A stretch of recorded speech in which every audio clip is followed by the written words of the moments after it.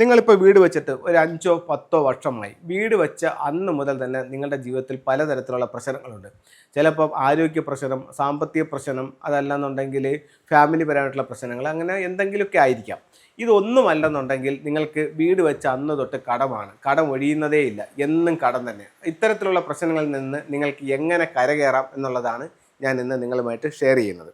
അപ്പോൾ ഇത്തരത്തിൽ തുടരെ പ്രശ്നങ്ങൾ അനുഭവിച്ചുകൊണ്ടാണ് നിങ്ങൾ നിൽക്കുന്നതെന്നുണ്ടെങ്കിൽ നല്ലൊരു ഫെങ്ഷി കൺസൾട്ടിനെ കാണിക്കുക, നിങ്ങളുടെ വീട് കാണിക്കുക. വീട് കാണിച്ചിട്ട് എന്താണ് ഇതിൻ്റെ ഫ്ലൈയിങ് സ്റ്റാർ നടക്കുക.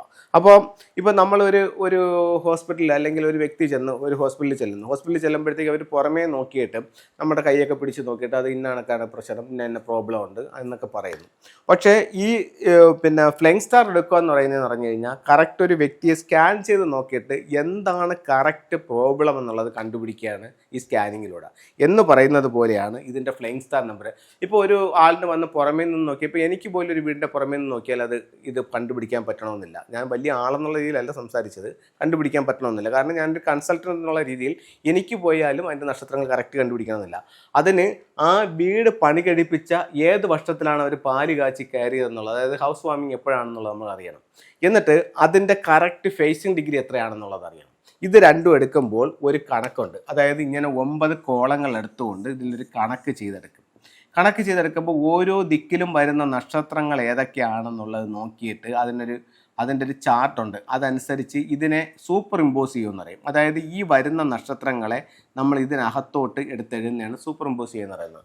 അപ്പോൾ ഇതിൻ്റെ ഒരു ചാർട്ട് കണ്ടുപിടിച്ചതിന് ശേഷം ഈ നക്ഷത്രങ്ങളെടുത്ത് പ്ലാനിലേക്ക് എഴുതുമ്പോഴത്തേക്ക് ഇതിൻ്റെ ഈ 25 എന്ന് എഴുതിയാക്കുന്ന സ്ഥലത്ത് നമുക്കൊരു എൻട്രൻസ് ഉണ്ടെങ്കിൽ ഈ 5 ആണ് ഇവിടുത്തെ വില്ലൻ. ഈ വീട് വെച്ച അന്ന് മുതൽ ഇത് ടോട്ടൽ ലോസ് ആണ്. അതേസമയം ഈ 5-2 എഴുതിയാക്കുന്ന കോമ്പിനേഷനിലാണ് നിങ്ങളുടെ വീടിൻ്റെ എൻട്രൻസ് വന്നിരിക്കുന്നതെന്നുണ്ടെങ്കിൽ ഈ വീട് പൊതുവെ ആരോഗ്യ സംബന്ധമായിട്ട് പ്രശ്നമുള്ള വീടാണ്. ഈ 4-7ലാണ് നിങ്ങളുടെ എൻട്രൻസ് നിൽക്കുന്നതെന്നുണ്ടെങ്കിൽ ഇത് കടബാധ്യത ഉണ്ടാക്കുന്ന വീടാണ്. അപ്പോൾ ഇതിൽ നിന്ന് വീടിനെ പറ്റി നമുക്കൊന്നും നോക്കാതെ തന്നെ അതിൻ്റെ ഫ്ലൈയിങ് സ്റ്റാറിൽ നിന്ന് ആ വീടിൻ്റെ സ്വഭാവങ്ങൾ നമുക്ക് കണ്ടുപിടിക്കാനായിട്ട് പറ്റും. എന്നിട്ട് ഇതിന് ക്യൂർ ചെയ്യണം.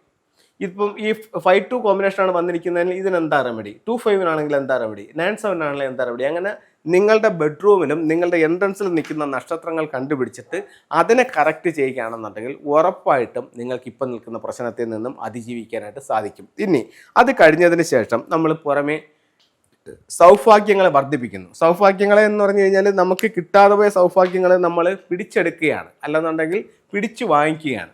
അതിന് നിങ്ങൾ ചെയ്യേണ്ടതെന്ന് പറഞ്ഞാൽ നിങ്ങളുടെ സ്വീകരണ മുറി എടുക്കുക, സ്വീകരണ മുറിയുടെ സെൻറ്റർ എടുക്കുക, ഓരോ ദിക്കുകളും മാർക്ക് ചെയ്തിട്ട് 8 ദിക്കുകളിലായിട്ട് നിങ്ങൾക്ക് സൗഭാഗ്യങ്ങൾ വർദ്ധിപ്പിക്കാനായിട്ടുള്ള ഫെങ്ഷുയി പ്രകാരമുള്ള ടൂളുകൾ നിങ്ങൾക്ക് ഉപയോഗിക്കാവുന്നതാണ്. ഉറപ്പായിട്ടും നിങ്ങളുടെ പ്രശ്നങ്ങളിൽ നിന്ന് നിങ്ങൾക്ക് അതിജീവിക്കാനും മുന്നോട്ട് പോകാനും ഫെങ്ഷുയി എന്ന് പറയുന്ന മഹത്തായ ശാസ്ത്രത്തിലൂടെ നിങ്ങൾക്ക് സാധിക്കുന്നതാണ്. ഇനി ഫെങ്ഷുയുടെ ചില ടൂളുകൾ പരിചയപ്പെടുത്താം. വിദ്യാഭ്യാസത്തിനായിട്ട് ഉപയോഗിക്കുന്നത് പഗോഡ ടവറാണ്. അത് കഴിഞ്ഞിട്ട് നമ്മളുടെ നെഗറ്റീവ് എനർജികളിൽ നിന്ന് നമ്മളെ പ്രൊട്ടക്റ്റ് ചെയ്യുന്നത് ക്വാൻ കുങ് ആണ്, ഈ പറയുന്ന ഒരു ചൈനീസ് കിങ് ആണ്. അത് കഴിഞ്ഞിട്ട് എല്ലാ സൗഭാഗ്യങ്ങളും നമുക്ക് കിട്ടാൻ വേണ്ടി നമ്മൾ ഉപയോഗിക്കുന്നത് ഒരു ട്രാവലിംഗ് ബുദ്ധയാണ്. അതുപോലെ തന്നെ തൊഴിൽപരമായിട്ടുള്ള അഭിവൃദ്ധിക്ക് നമ്മൾ ഉപയോഗിക്കുന്നത് അരോന മത്സ്യമാണ്. സാമ്പത്തിക അഭിവൃദ്ധിക്ക് വേണ്ടി ഉപയോഗിക്കുന്നത് വെൽത്ത് ഷംബാലയാണ്. പേരും പ്രശസ്തിക്കും വേണ്ടി ഉപയോഗിക്കുന്നത് ഫീനിക്സ് ബേർഡാണ്. ഇപ്പം ഒരു സൗഭാഗ്യത്തിന് തന്നെ ഒരുപാട് ടൂളുകളുണ്ട്. അത് മൊത്തം നമ്മൾ വാങ്ങിച്ചിരിക്കണമെന്നില്ല. ചുരുക്കി പറയുകയാണെങ്കിൽ തെക്ക് കിഴക്ക് ഭാഗത്ത് നമുക്ക് സാമ്പത്തിക അഭിവൃദ്ധിയാണ്. അവിടെ 88ൻ്റെ സിമ്പിൾ വയ്ക്കാം, വെൽത്ത് ഷിപ്പ് വയ്ക്കാം, വെൽത്ത് ഷംബാല വയ്ക്കാം, അത് കഴിഞ്ഞിട്ട് അരോന ഫിഷ് വയ്ക്കാം, കൗ ആൻഡ് ചൈൽഡ് വയ്ക്കാം.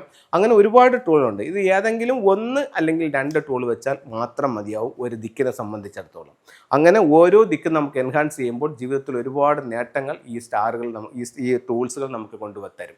അപ്പോൾ ഈ രീതിയിൽ നമ്മുടെ പ്രശ്നങ്ങളെ നമുക്ക് ഓവർകം ചെയ്ത് ജീവിതത്തിൽ വിജയിക്കാനായിട്ട് സാധിക്കും. എല്ലാവർക്കും എല്ലാ ഐശ്വര്യങ്ങളും ഉണ്ടാവട്ടെ എന്ന് പ്രാർത്ഥിച്ചുകൊണ്ട് നിർത്തുന്നു. നന്ദി, നമസ്തേ.